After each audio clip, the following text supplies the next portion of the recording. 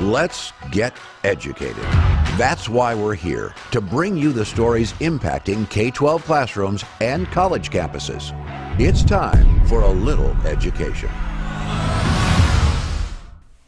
Greetings, fellow sane person and people.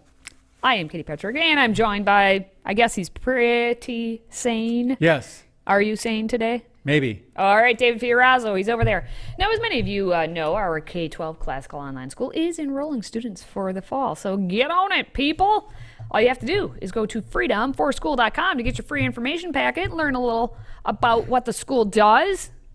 Hint, hint, it educates your kids, which is awesome. So, FreedomForSchool.com, that's F-O-R for four, not the number four. FreedomForschool.com.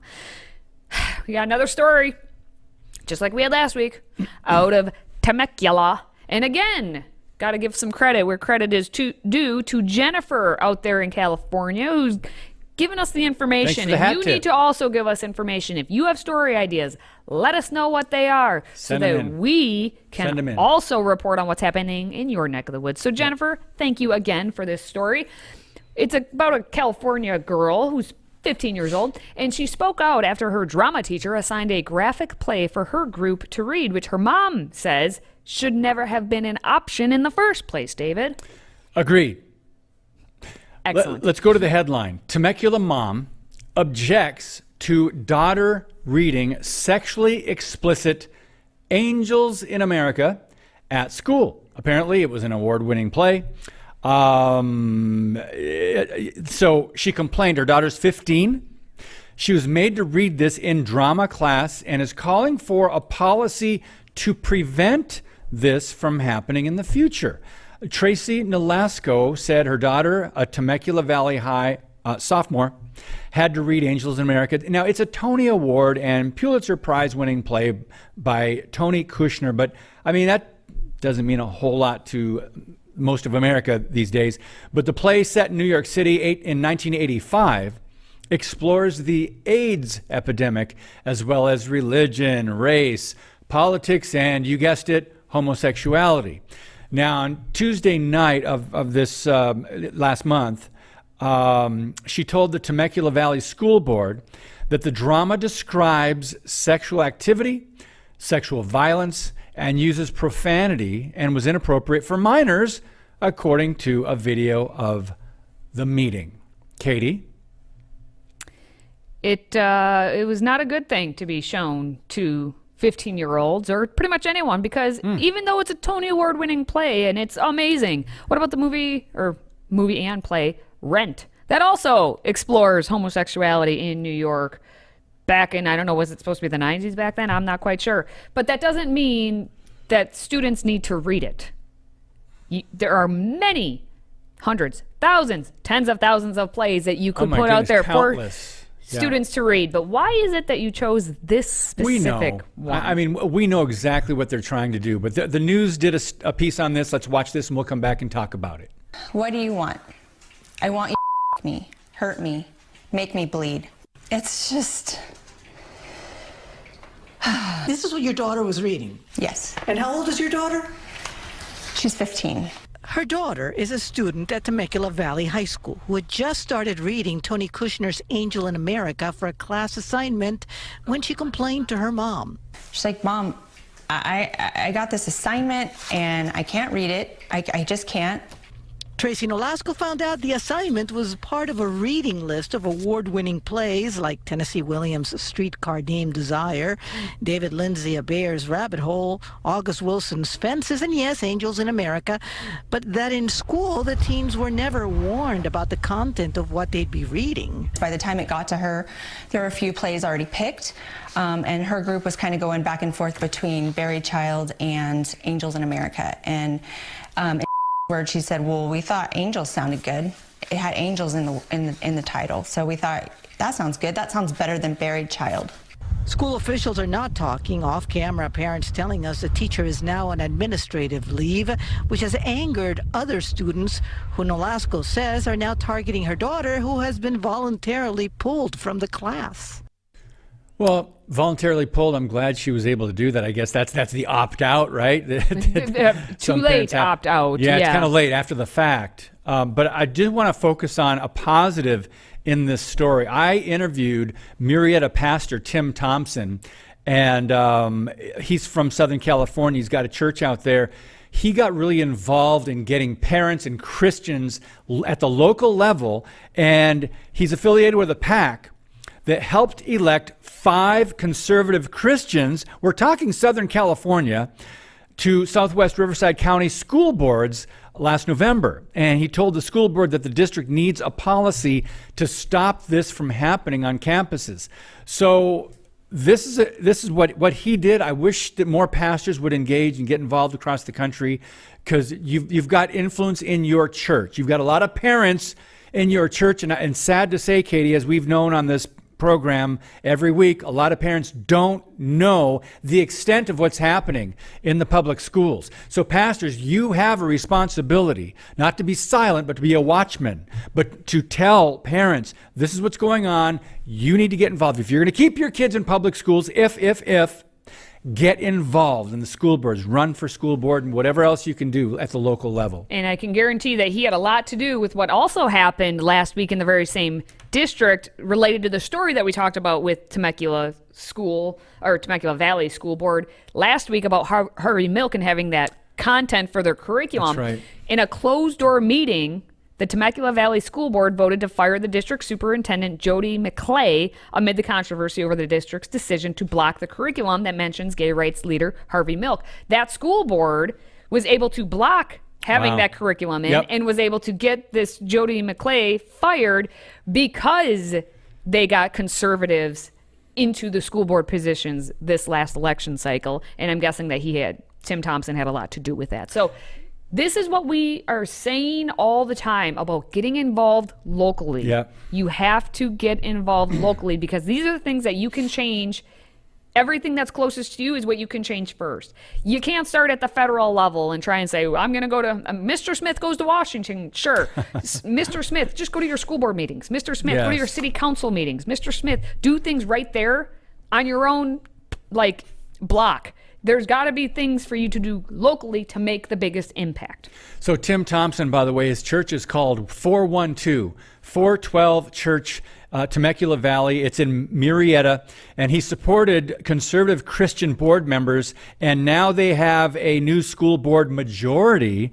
They actually voted to ban critical race theory, and they've done a lot more as far as cutting expenses, things like that. So you pastors, get involved, parents get involved, and we are going to try to keep harping on this as long as we have breath in our lungs, because it's so important. We can't just do nothing. Still to come, Illinois governor has just signed a law that will stop all state funding to public and school libraries that remove any books, including graphic and pornographic pride books, from their shelves. We're talking about that next.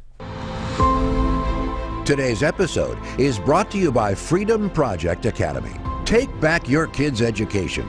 FPA's fully accredited classical curriculum provides live, on-demand, and homeschool courses built on Judeo-Christian values. Request your information packet and save 10% on tuition by visiting freedomforschool.com. That's freedom, F-O-R, school.com.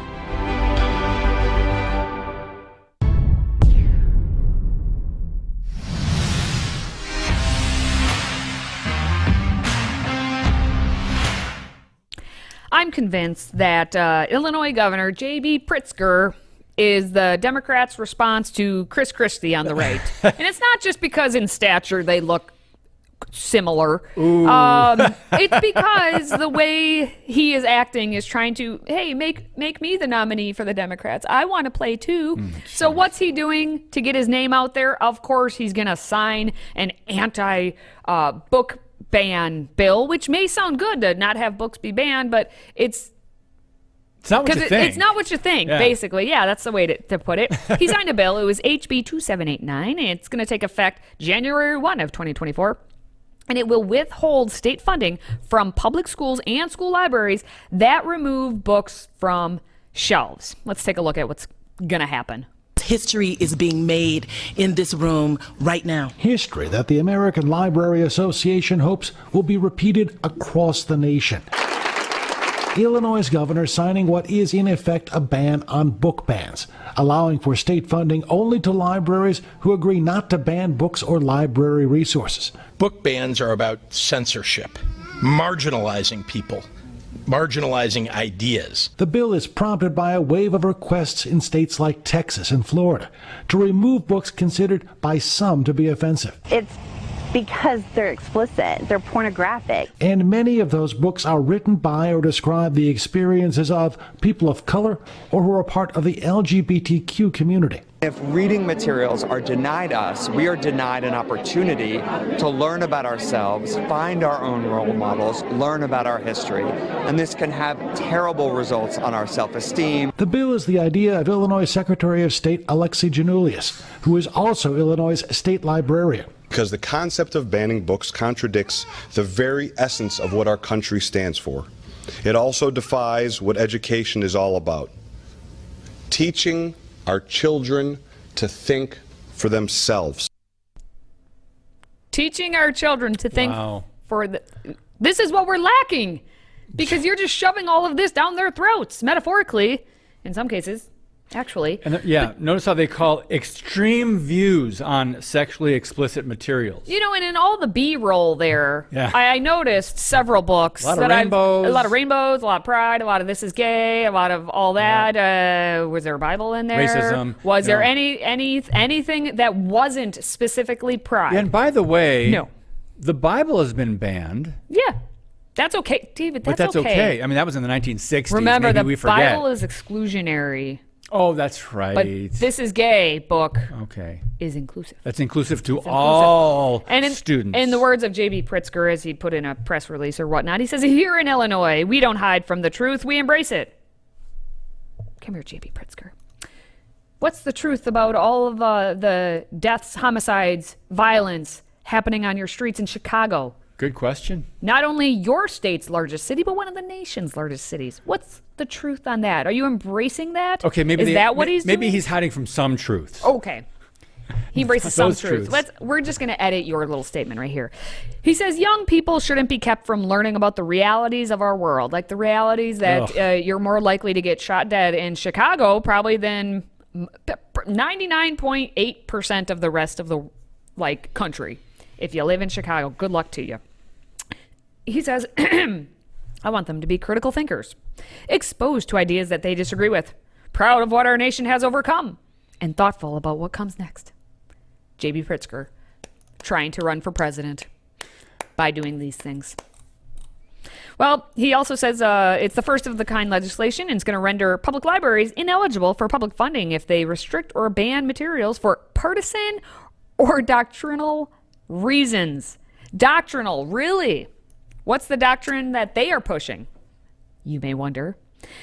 Specifically, in order to receive state funding, the bill requires libraries to adopt the American Library Association's Library Bill of Rights.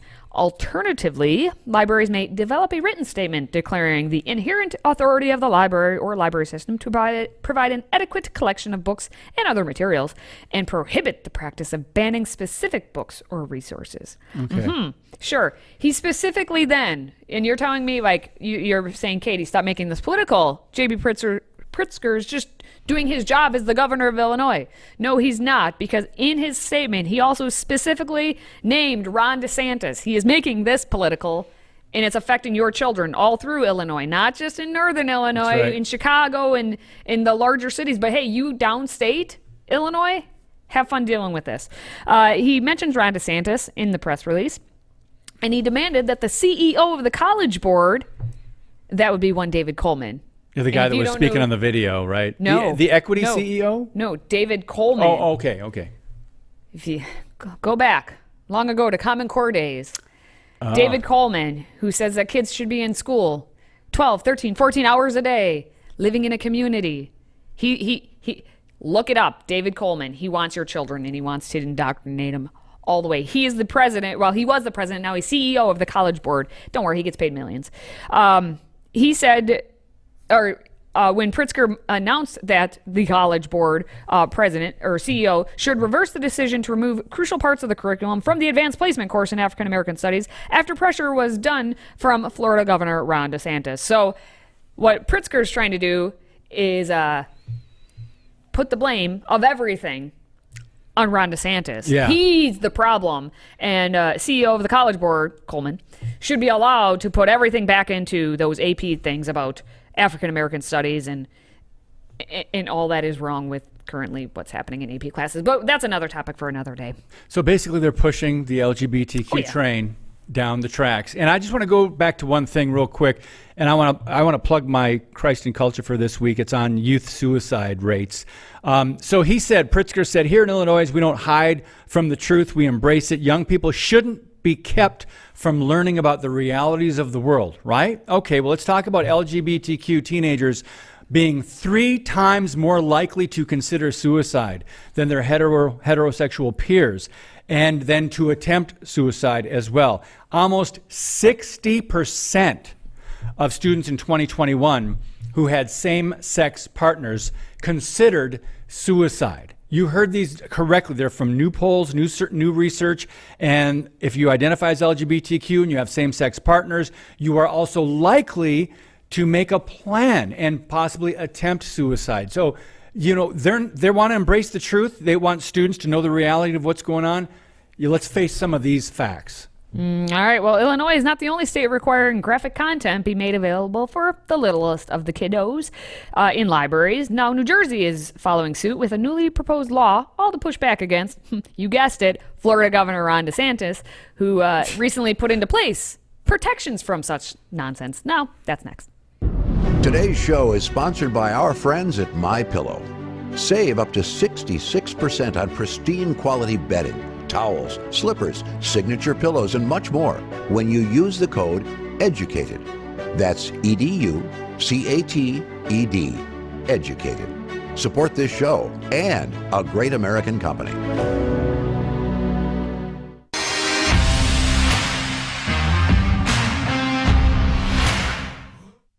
Well, I guess if we're talking libraries, let's talk about libraries in New Jersey. Sure. Where you're not going to get funding, New Jersey libraries, if you decide that the porn is taken out. What? Porn must stay in the libraries, yes. Okay. Democratic lawmakers in New Jersey have proposed a bill which would deny state funds to schools that ban books from their libraries. Last year, there were 13 attempts to restrict access, as they say, to books in New Jersey's public schools, according to the American Library Association. Now, one effort pertained to genderqueer. We've talked about that book plenty of times here. It's the ALA's #1 most challenged book. What does that mean? What do you mean? What does that mean? The American Library Association has this book listed as the most challenged book. Yep, it's the book that everyone wants to get out of the schools. That people have said. Well, not everyone, but a lot of people, more than any other book. Okay. Yes, it's the most requested to be banned. So there's some issues with that book. Yeah. Now, the Philadelphia Inquirer describes that book as it's just the chronicles of the author's sexual identity journey. Oh, what that sounds pretty benign. Oh, that's all it is. But if you put it another way, you could just say it's the journey, including sexually explicit artwork. It isn't permitted even in magazines such as Playboy and Penthouse. But don't you worry, it's in genderqueer, which is in libraries for your children to read. Okay. So the synopsis of Bill S3907 states that it will prohibit public libraries and public schools from banning or restricting access to certain books, permits withholding of state aid for non-compliance, meaning that elementary and middle schools with restrict access to books such as genderqueer could then lose funding. Oh my goodness. If you decide that, maybe our children should not be learning about and visually seeing such sexually explicit artwork, then you too will lose funding for your library there. Now, bill sponsor Andrew Zwicker said that, I wish we didn't have to do this. It's really discouraging to see the number of attempts going on in New Jersey and around the country. It's so unbelievable, divisive, and just wrong. That's what's wrong, according to Andrew. That's what's wrong. That's a sponsor of the bill. I wish we didn't have to do this. Well, you don't.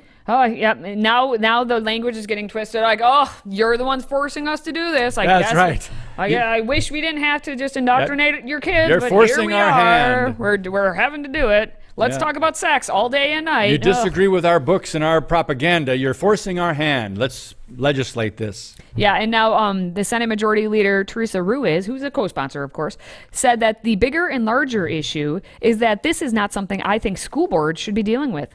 Libraries are sacred. I figured you'd enjoy that word. Wow. Libraries are sacred, ladies and gentlemen. They put sacred out there.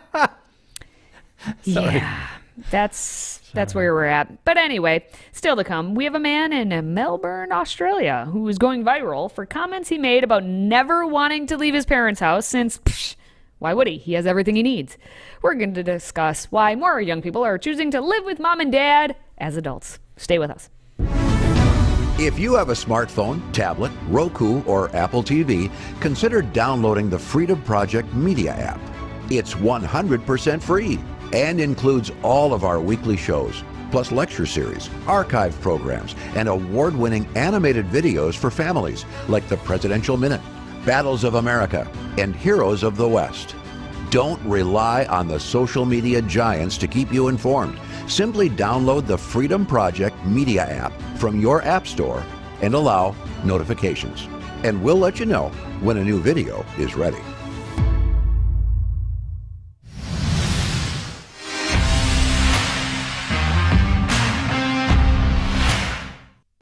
Okay, so let's go to Australia, where a bloke exposes why he will never leave his mum's house as this alarming trend emerges. He says, on TikTok, he says, I'm staying here as long as I can.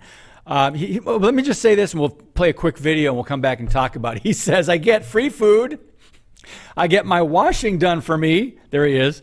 That's lucky. A lot of people don't get that. I'm not moving out ever, even if I can stay here until I'm 50. So there's Anthony. But let's watch this video. Oh, dear Lord. All my friends are so keen to move out of home. And I think that's a thing common across the world. When you get to like 20 years old, you want to move out. I'm staying here as long as I can. I get free food. I get my washing done for me. That's lucky. A lot of people don't get that. I'm not moving out ever. If I can stay here till like 50, I will. I'm slaving off of these people, and I'll continue to do so, happily. Okay, so his comments come as more young people between the ages of 18 and 30 are choosing to remain or return to their family home, and that's because they're of rental property and this crisis of availability of housing and things like that, but record low vacancy rates, the rising cost of living, repeated interest rate rises have created a perfect storm for young Aussies trying to get on the property ladder. Now, Katie, I'm sure we can relate in America, a lot of kids going back home. I mean, especially after trying to go to college and running up those bills, they're back with mom and dad. Yeah. So what do you think? Is this a trend? For sure it's a trend. It's been trending for a while now, I think. And it's interesting because he's from Australia and they have a lot of other issues going on down there in terms of costs of things too. Yeah, they do.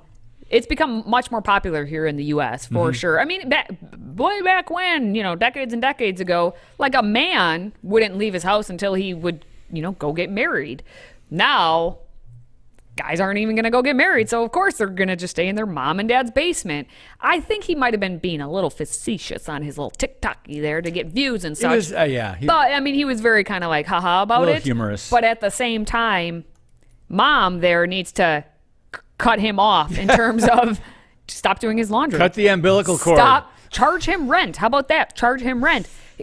I'm all about mom and dad and like taking like a little caring hand with their adult children to give them that extra like step to be able to get and afford apartment or a house, but you need to hold them accountable to something. Charge them rent, but just not as high as what it would be if he was living on his own. So that way he can save some of that money so that he can eventually actually build up like his own little bit of money for a down payment. So coddling him is going to do him nothing but keep him there. Yeah, and this is in Australia, but we're True. talking to American parents as well. There are repercussions when your kids move back in. But anyway, a survey in Australia revealed that 13% of Australians, that's 858,000 households, have had an adult child move home in the last year. Mm-hmm. That's amazing. Now, my question is going to be, and it's going to be the same thing like for here, is when you eventually maybe will move out and your parents age and they need to be taken care of, are you going to let them move in with you? That's the real question. Wow. Right? Nice twist. Thank Yeah. you. Thank you. I thought about that one. Yep. All right. Well, make sure you hit that like button there right now. I'll wait for it. Okay, thank you. Wait for it. There it is. And don't forget, send us your feedback as well. Now, for David and myself, thank you for watching. Thank you for listening. And thank you for supporting this show. Until next time, stay educated.